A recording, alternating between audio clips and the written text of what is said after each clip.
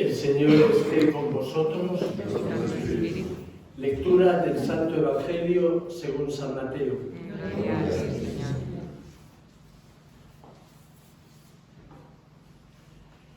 En aquel tiempo los discípulos de Juan se le acercan a Jesús preguntándole: ¿por qué nosotros y los fariseos ayunamos a menudo y en cambio tus discípulos no ayunan?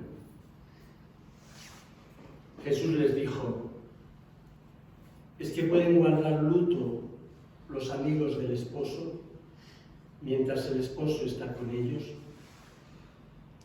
Llegarán días en que les arrebatarán el esposo y entonces ayunarán. Palabra del Señor. Gloria a ti, Señor Jesús.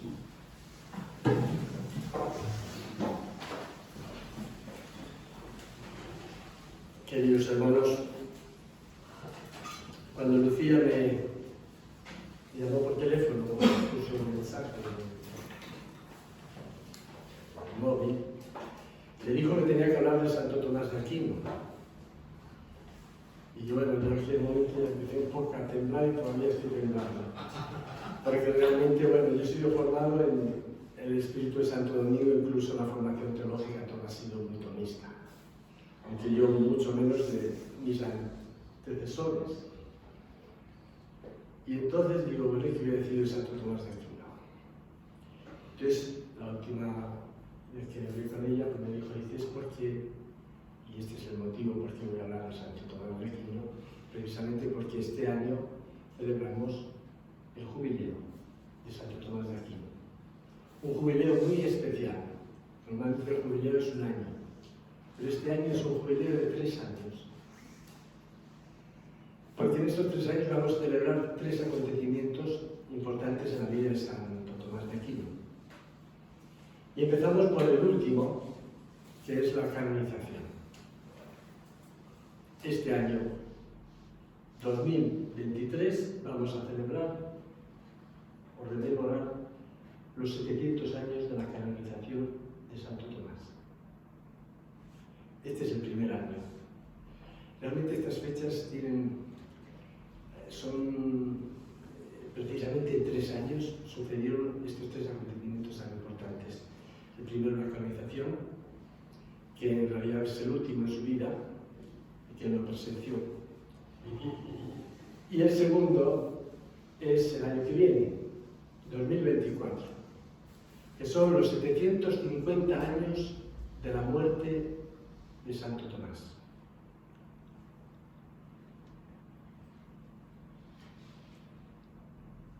Santo Tomás murió el 7 de marzo de 1274, o sea que son 750 años, este año 2024. Y el tercer acontecimiento es el nacimiento de Santo Tomás de Aquino. 2 momentos importantes, el nacimiento y la muerte, que es el principio y el final de nuestra vida, ¿no? Y tuvo lugar, esta fecha es un poco incierta, se ha deducido de los años que vivió, porque sabían cuándo murió. Murió el 7 de marzo de 1274, echando atrás, sabiendo que había vivido 49 años, pues han sacado la fecha, pero no hay testimonios, no hay datos de la muerte, del nacimiento de Santo Tomás. Por eso, pues, es una... En cualquier caso, hoy celebramos, el año 25, celebramos el nacimiento de Santo Domingo, que se cree, de Santo Tomás, que se cree que fue en el año 1225. Por tanto, durante esos 3 años, que es un largo periodo, pues podemos un poco conocer esta figura tan importante, no solamente para la orden dominicana, sino también para la Iglesia. Un personaje que ha influido muchas de sus cosas, de su pensamiento. Quizá no nos choque tanto, precisamente porque ya ha formado parte del tesoro de la Iglesia. Y hay cosas que nosotros ya damos por sentado, pero que en realidad no. Sobre todo ese planteamiento que él hace de toda la teología, toda la historia de la salvación, todo el plan de Dios para el hombre, eso es lo que sigue y que se ve claramente, por ejemplo, en el Catecismo de la Iglesia Católica, que es uno de los textos, Santo Tomás es uno de los santos teólogos más citado en el Catecismo. Bueno, pues esto es lo que vamos a hacer, pero antes me vais a permitir hacer una cosa, porque estamos en la Eucaristía. Yo quiero decir unas palabras sobre este bonito evangelio que tenemos hoy, cortito, así que yo seré también cortito. Después iremos a la... Pero realmente es precioso este evangelio, porque... ¿Por qué? Pues porque nos da un poco lo que es el cristianismo.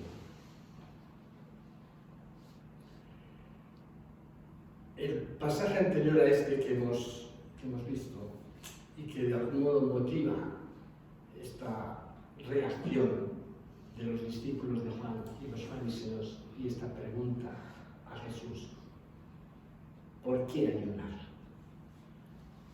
Es porque en la escena anterior un pecador llamado Mateo, que había sido llamado por Jesucristo, sintió tanta alegría de haberse encontrado con él, de haber sido acogido como un pecador, ofrece un banquete en el que están presentes allí todos, también incluso aquellos que aquí vienen a criticar un poco a Jesucristo y a los discípulos, los fariseos y los escribas.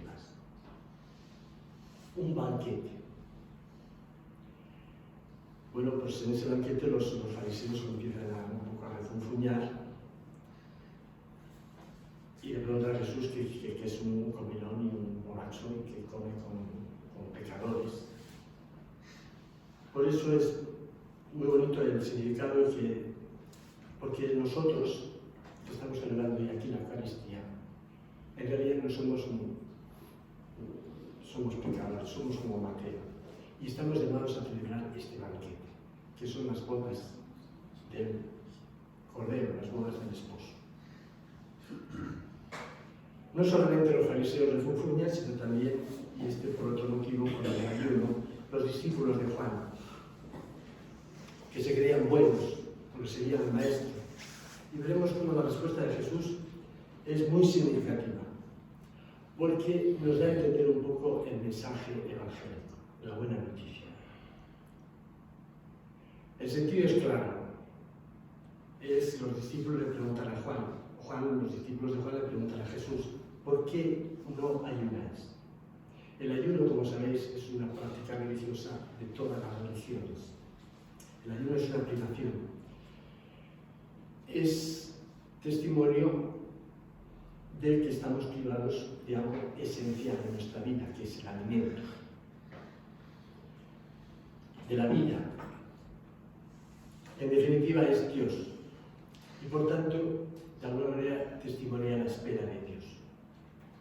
Y Jesús responde a esta pregunta con unas imágenes realmente inauditas y preciosas, que expresan un poco cómo vivían los primeros cristianos su fe, ¿no? Y la primera imagen es la de la comida, como he dicho. Comer es vivir, vivimos en plenitud y no vivimos de cualquier manera. De hecho, no comemos de cualquier manera. Vivimos en plenitud, pero en plenitud del amor. Con la venida de Jesús se ha llegado a estas bodas de las que nos habla hoy aquí. Cuando el esposo está presente, no es necesario ayunar. ¿Cuáles son estas bodas? Las bodas son las de Dios que se hace hombre. Esa es la unión más perfecta que haya podido existir. Las bodas entre el cielo y la tierra. Y ahora vivimos en esta unión, por lo que vivimos la virtud de la vida. Así que ya se acabó tanta religiosidad, dice Jesús, de victimismo, de sacrificio, de tristeza. Es la vida de plenitud, de la presencia del mismo Dios en nuestra carne, en medio de nosotros, el Dios con nosotros. Por eso se habla aquí de banquete nupcial. Cada celebración eucarística no es más que un banquete nupcial.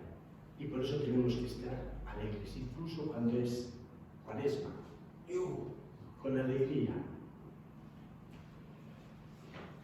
Después del banquete vienen las otras imágenes que no aparecen en el Evangelio de hoy, pero son el vestido, es el vino, en definitiva es el amor.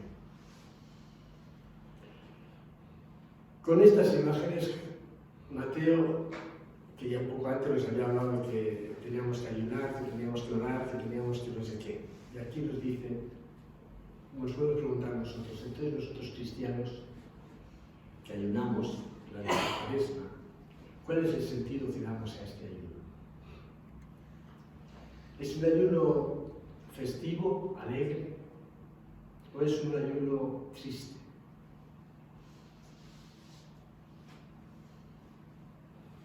Y por eso esta respuesta de Jesús tan clara. Si el esposo, aquel a quien le invitan a un banquete, va a ir, qué sé yo, diciendo que no come esto, que no come lo otro, o que vaya con cara triste. No, cuando no es un banquete de bodas, uno está allí para beber y comer, porque para eso se ha hecho el banquete. No se pone uno triste.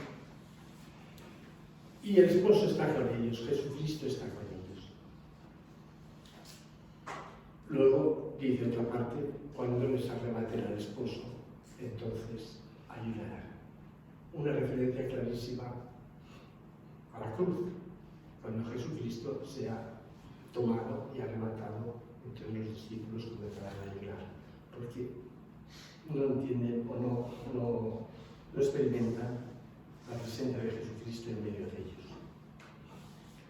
Para terminar esta pequeña comentario de este bonito Evangelio de hoy, en el que se nos invita a vivir en la alegría, una pequeña anotación de Santo Tomás de Aquino, que siempre, ¿por qué ayunamos nosotros ahora? En realidad los primeros cristianos solo ayunaban el Viernes Santo, como preparación para el misterio pascual. Después ya se metió todo esto de la Cuaresma y todo esto ya vino después. Y los ayunos y todas estas cosas. Pero los primeros cristianos solamente el Viernes Santo. Y Tomás de Aquino, que por casualidad he ido a ver lo que él dice sobre este texto, dice una cosa realmente muy tierna, muy bonita.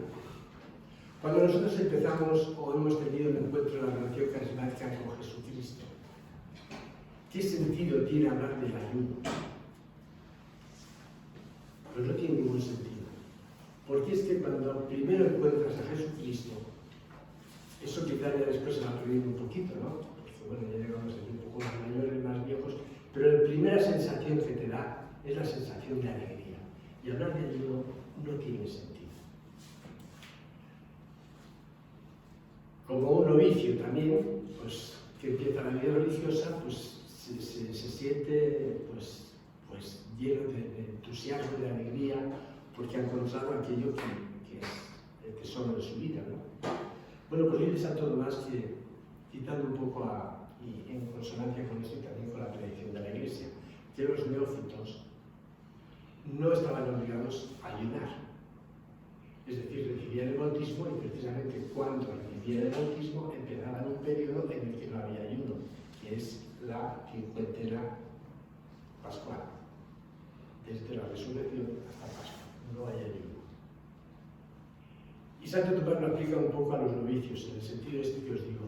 ¿Cómo se puede pedir a un novicio que entre en la vida noviciosa y decirle que empiece a ayunar y empezar a hablar de ayunos y todas estas cosas? Si él está rebosante de alegría porque ha encontrado al esposo, ha encontrado a Jesucristo, no tiene sentido. Y esto denota un poquito esa ternura de Santo Tomás, siendo una persona tan intelectual o que pueda ser muy... Sin embargo, llega incluso a pensar en estos pequeños detalles, que a un novicio no se le puede exigir al empezar con estas prácticas y estas ascesis o estas estas cosas. Precisamente porque hay que dejarle que descubra el amor de Dios por él, de Jesucristo, y que ahí de alguna manera se recuantifique y se alegre. Después de haber dicho estas palabras sobre esto, voy a comentaros un poquito estos 3 momentos de la vida de Santo Domingo. Y lo voy a hacer sin papeles que tengo por aquí. Santo Tomás, se pasa Santo Domingo. Pero bueno, solamente citar una cosa importante que me parece a mí, hoy que nos acordamos también del Padre Chus, como él, yo le he oído hablar esto, dentro de la relación carismática, y él cuando empezó, pues siempre hablaba un poco de la relación carismática, se hablaba del Espíritu Santo. Y venga Espíritu Santo, y venga Espíritu Santo. Pero él dice que un día llegó el obispo auxiliar de Madrid, que se llamaba, no me acuerdo, el obispo auxiliar a la nata, fue allí, y entonces pues el obispo le dijo, pues aquí se habla siempre del Espíritu Santo y no se habla de Jesucristo. Y él dice que desde aquel momento empezó un poco a descubrir la figura de Jesucristo. Y no hace falta decir que Chus, si no ha hablado de otra cosa más, en sus predicaciones ha sido de la humanidad de Jesucristo. Él dice que lo aprendió de este obispo, pero yo creo que lo aprendió el Santo Tomás. La humanidad de Jesucristo es el centro, no solo de la Suma Teológica, sino también de todo el pensamiento de Santo Tomás. Y esto yo creo que Chus lo comprendió de tal manera que toda su vida no fue más que hablar y predicar la humanidad de Jesucristo. He leído un poquito también un artículo que escribió sobre Santo Tomás de Aquino, que es más una proyección suya en la vida de Santo Tomás. Es decir, nos está contando un poquito su vida en la vida de Santo Tomás. Es decir, que él ha leído y ha tomado algunas cosas de Santo Tomás que él las había vivido. Y dice aquí, Santo Tomás escribió desde el dolor de aclararse a sí mismo, de aclarar su vida, de conocer más a Dios si esto es posible. Dice que la espiritualidad de Santo Tomás es un poco nace del sufrimiento del pueblo, ¿no? Pero también de aclararse a sí mismo. Y si vemos un poco la vida de Jesús, yo creo que esta fue su búsqueda de Dios, ser un hombre de Dios, de buscar, de comprenderse a sí mismo, de aclararse a sí mismo de todas esas cosas que... Y otra cosa muy bonita, que las cosas nuevas, no como Santo Tomás mismo, que ya sabéis que fue machacado, condenado, hasta después de su vida. O sea que no solamente durante su vida, se le condenó después de su vida. Hay algunas tesis que sí, un obispo, no es que fuera la iglesia, no fue el papa, no fue el papa, fue el obispo de París. Pero él estaba incluido en esas 219 proposiciones que el obispo de París pensaba que eran erróneas. Se distingue que puede haber muchas maneras de pensar en el pensamiento teológico, que son opiniones, pero no son errores, no son herejías. Lo que pasa es que no estaba abierto a esa nueva corriente. Como dice que el pensamiento de Santo Tomás, todo lo nuevo, siempre, porque es nuevo, porque es también llegar a ser, pues siempre se va adelante. Ya no os quiero decir más esto de la muerte de Santo Domingo, de la canonización. Ya os he explicado un poquito que hubo ciertos problemas para canonizarlo. Ciertos problemas. 50 años son los que diferencian su muerte de la canonización. Afortunadamente, hubo un papa que parece ser que conocía a Santo Tomás, que es el papa que le canonizó, Juan XXII. En aquel momento el Papa estaba residiendo en Avignon. Y el Papa buscó en todo momento, o sea, que no es que lo hagan así por así, que uno canoniza a una persona así por así. Se compró las obras de Santo Tomás, las estudió, las leyó y después ya empezó un poco a promover esta canonización de Santo Domingo. A pesar, y es más, que él sabía que había algunas proposiciones que habían sido condenadas por el obispo de París. Sin embargo, el siguiente obispo las retiró completamente y entonces pudo haber este proceso. Sin embargo, la canonización de Santo Domingo no fue debida solo ni principalmente por todo lo que él escribió o por todo lo que él dijo, por toda su sabiduría. No fue nada de eso. Hay dos cosas que dice la bula de canonización, que es el estudio y la oración. Que Santo Tomás nunca, antes de predicar o antes de enseñar o de estudiar, dejara de orar. Esa es una de las cosas que dijo el Papa este. Y otra cosa también muy importante es la pobreza. La pobreza de Santo Tomás. Por eso, bueno, pues este es un hecho de la canonización. Después el otro hecho del nacimiento, en los primeros años de su vida. Todos lo sabéis, hay dos pequeños ejemplos. Uno es los problemas que tuvo él. Estuvo en Montecasino, me llevaron allí con su nodriza a los 5 o 6 años.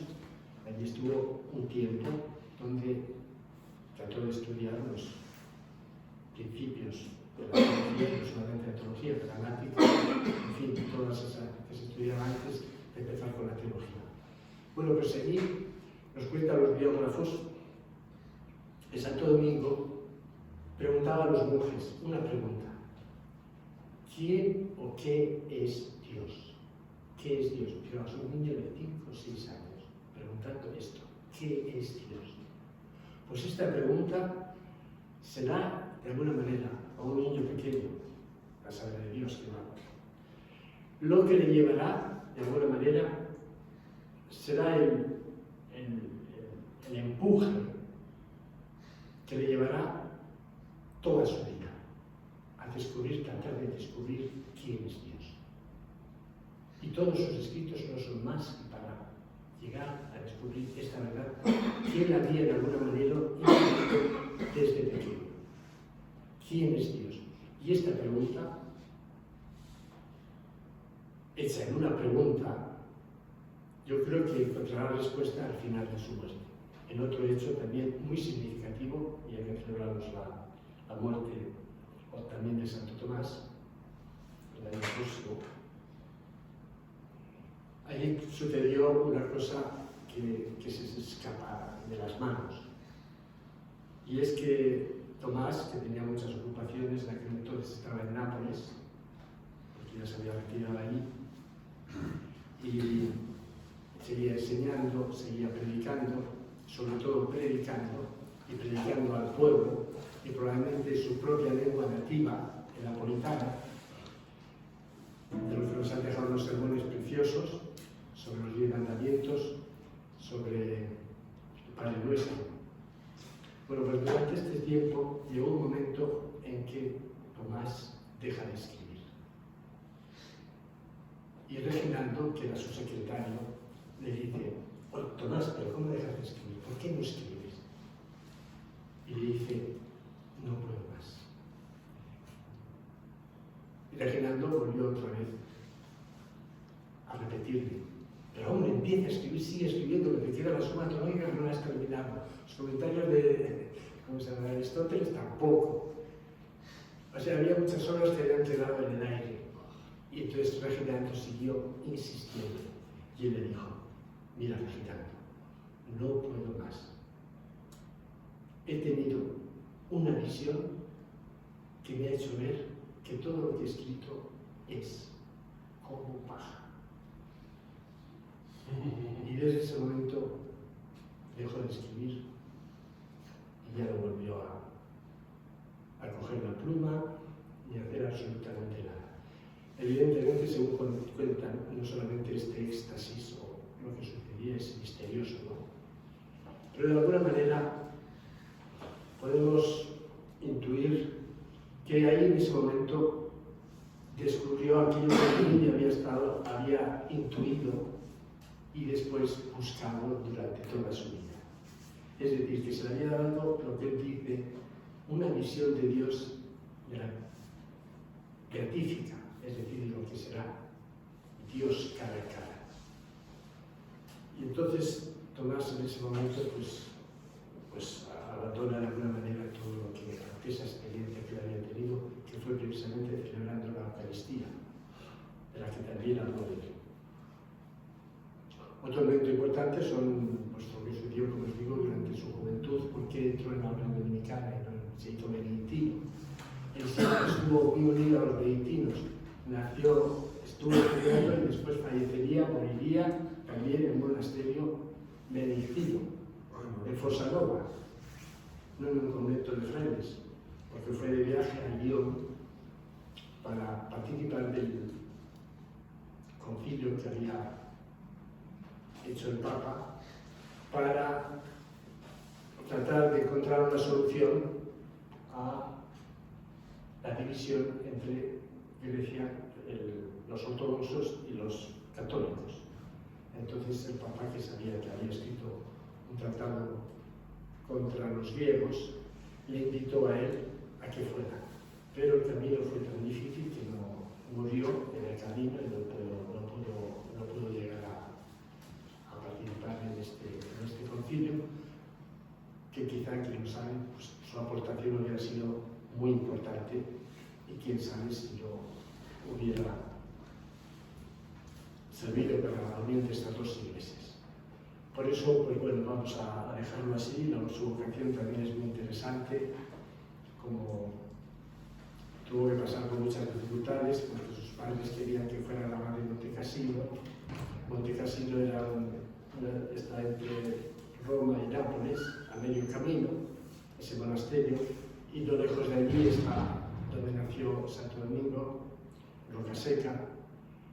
Entonces, ese punto era estratégico, porque más allá de Monte Cassino, que naturalmente siendo un monasterio estaba bajo el Papa, y abajo de Monte Cassino estaba todo dominado por Federico II. Y entonces era un punto estratégico para que Tomás pues, pudiera llegar a ser un abad de allí con grandes extensiones, en fin, con poder, con dinero, con influencia, con todo.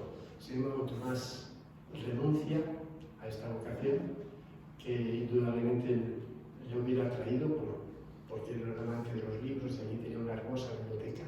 Sin embargo, él, como Domingo, de otra manera, vendió todos esos libros para seguir a quienes, a dos dominicos que acababan de llegar a Nápoles y habían comenzado la orden dominicana en Nápoles, y que además eran considerados unos mendigos sin ninguna actividad. Y por el Federico II, que estuvo en pugna y lucha siempre con el Papa, no apreciaba a los frailes mendicantes, a los dominicos, porque siempre se aliaban con el Papa. Entonces no les dejaba enseñar ni nada. Pero Tomás, en contacto con estos dos y viendo el estilo de vida, y que luego lo explicará tan maravillosamente en esa frase que todos conocemos, contemplari, contemplata, aes tradere, que significa dar lo contemplado. Dar lo contemplado. Eso tienes que saberlo. Y ese fue lo que elegí, porque vio el espíritu de Santo Domingo, de alguna manera, que esa vocación de no solamente leer, meditar la palabra de Dios, sino comunicarla a través de escritos, en fin, de tantas cosas, y sobre todo de la predicación, era lo que a él iba a llenar su vida. Y por eso pues, se opuso a su madre, se opuso a las malas maneras de desviarle de su vocación, introduciéndole en su casa una una prostituta para que se dejara de ideas y entonces Domingo tuvo esa perseverancia de seguir adelante. Se considera que esta vocación, esta llamada de Santo Tomás es muy parecida a aquella que tuvo San Francisco cuando delante de su padre se desnudó y le entregó todas sus posesiones. Por eso, bueno, pues este personaje que a la vez es difícil de entender porque se metió en unas filosofías que no eran Aristóteles y todo eso. En el cuadro, ya para terminar, como Santo Tomás tenía un respeto por la razón. Otro de los puntos importantes es la relación entre fe y razón. ¿Y qué podemos conocer de Dios? Este niño que se preguntaba desde niño, ¿quién es Dios? Al final de su vida, pues llegó a descubrir quizá eso, ¿no? Que lo que podemos escribir, lo que podemos decir de Dios es muy poco. Y que la esencia de lo que Dios es, en su esencia, en su sustancia, no se puede conocer en esta tierra. Solamente podemos conocer aquello, sus manifestaciones, a través de la creación y sobre todo a través también de la historia, que es guiada por Dios. Y bueno, pues este hombre era muy humilde, muy humilde, muy humilde. Porque estar toda la vida y saber que no puedes llegar a conocer de Dios nada más que muy poquito. De alguna manera es encontrarse con esa actitud, encontrarse ya con la misma esencia de Dios, sentir la presencia de Dios. Yo creo que esto fue esa experiencia que tuvo él. No es que todo lo que estuviera fuera paja, sino que todo eso no te da a conocer de Dios nada más que un pelín, un nada, que Dios es mucho más grande y que no podemos controlar a Dios ni con nuestra imaginación ni con nuestra inteligencia ni nada, que Dios es más allá. Por eso este hombre, pues bueno, a través de humildad estaba abierto a eso que le sucedió y que después encontraría después de su muerte. Bueno, nos ponemos de pie y me ha alargado.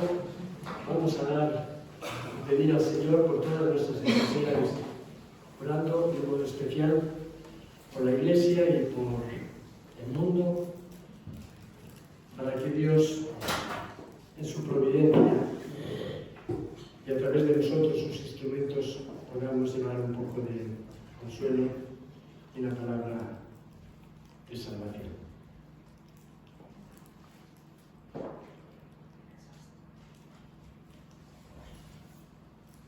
Te pedimos, Señor, por el Papa Francisco, ayúdale en su tarea de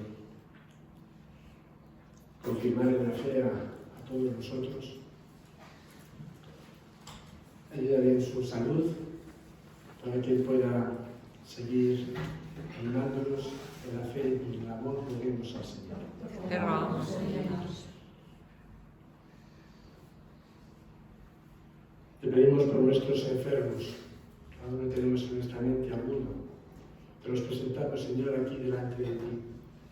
Que tu Espíritu nos sane, nos conforte, nos consuele en momentos difíciles. Roguemos al Señor. Te rogamos, Señor.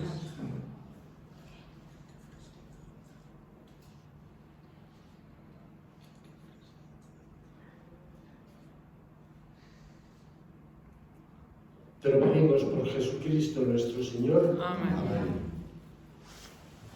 Thank you.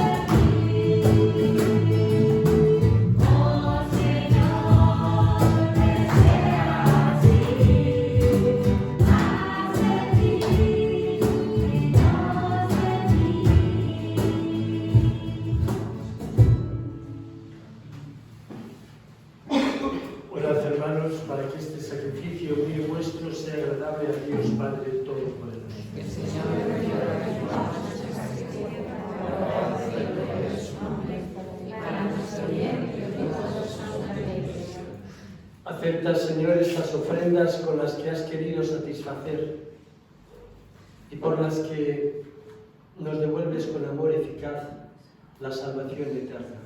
Por Jesucristo nuestro Señor. Amén. El Señor esté con vosotros. Y con tu espíritu. Levantemos el corazón. Lo tenemos levantado, Señor. Demos gracias al Señor nuestro Dios. Es justo y necesario. En verdad es justo y necesario, es nuestro deber y salvación. Darte gracias siempre y en todo lugar, Señor Padre Santo, Dios Todopoderoso y Eterno, por Cristo, Señor nuestro. Por Él concedes a tus fieles anhelar año tras año, con el gozo de habernos purificado, los sacramentos pascuales, para que, dedicados con mayor entrega a la oración y a la caridad fraterna, por la celebración de los misterios que nos dieron nueva vida, lleguemos a ser con plenitud hijos de Dios. Por eso, con los ángeles y arcángeles, tronos y dominaciones, y con todos los coros celestiales, cantamos sin cesar el himno de tu gloria.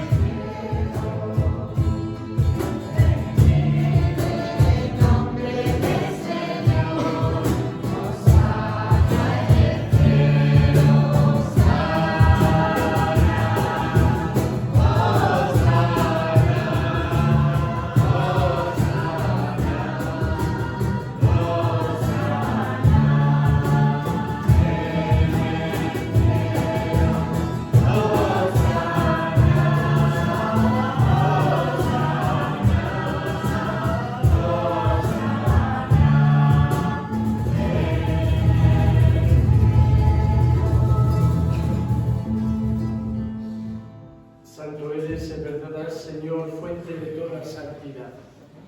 Por eso te pedimos que santifiques estos dones con la efusión de tu Espíritu, de manera que se conviertan para nosotros en el cuerpo y la sangre de Jesucristo nuestro Señor, el cual, cuando iba a ser entregado a su pasión, voluntariamente aceptada, tomó pan. Dándote gracias, lo partió y lo dio a sus discípulos, diciendo: tomad y comed todos de él, porque esto es mi cuerpo que será entregado por vosotros.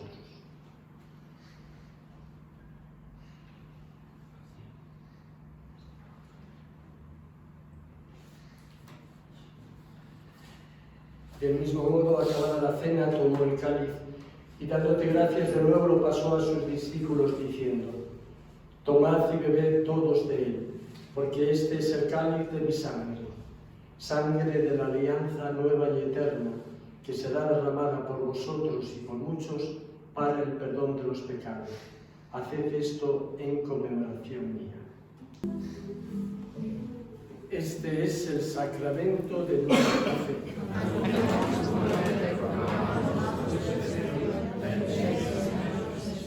Así pues, Padre, al celebrar ahora el memorial de la muerte y resurrección de tu Hijo, te ofrecemos el pan de vida y el cáliz de salvación, y te damos gracias porque nos haces dignos de servirte en tu presencia.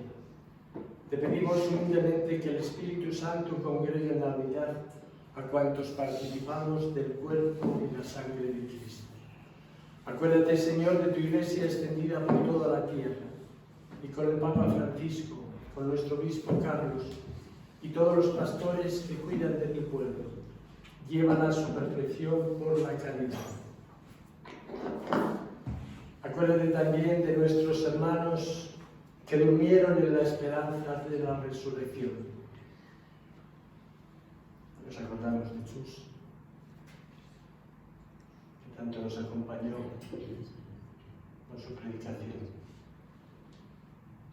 Y de todos los que han muerto en tu misericordia, admítelos a contemplar la luz de tu rostro. Ten misericordia de todos nosotros, y así con María, la Virgen Madre de Dios, su esposo San José, los apóstoles y cuantos vivieron en tu amistad a través de los tiempos, merezcamos por tu Hijo Jesucristo compartir la vida eterna y cantar tus alabanzas.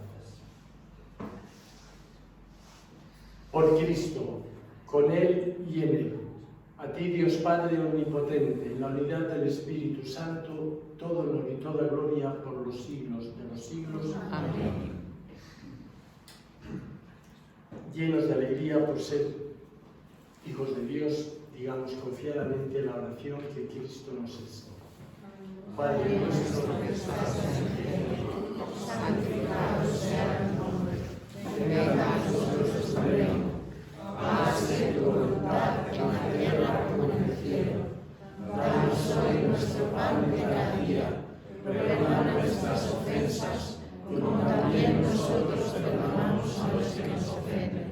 No nos dejes caer en la tentación y líbranos del mal. Amén.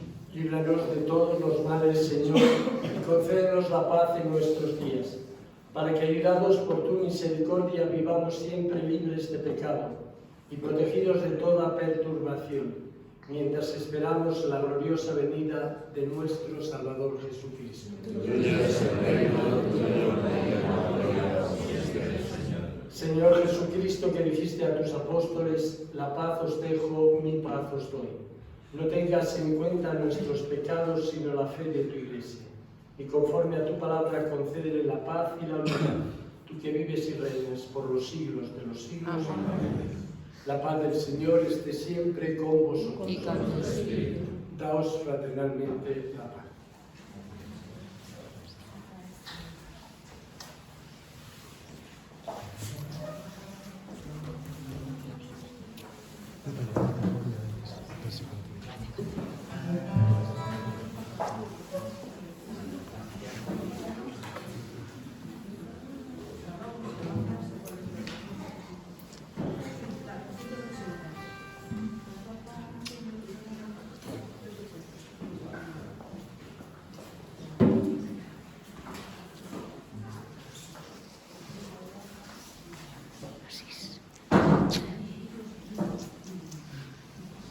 Cordero de Dios, que quitas el pecado del mundo, ten piedad de nosotros.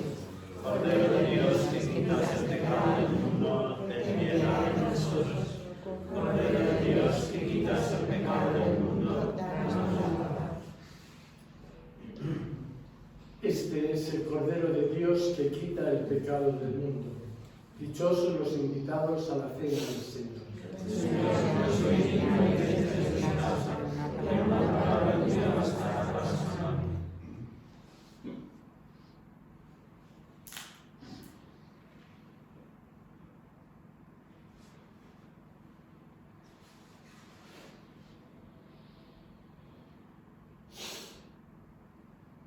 Oremos. Mira, Señor, con bondad a tu pueblo, para que se cumpla en su interior lo que su observancia manifiesta externamente. Por Jesucristo nuestro Señor. Amén. El Señor esté con vosotros. Y con tu espíritu. Que la bendición de Dios Todopoderoso, Padre, Hijo y Espíritu Santo descienda sobre vosotros. Amén. Podéis ir en paz. Demos gracias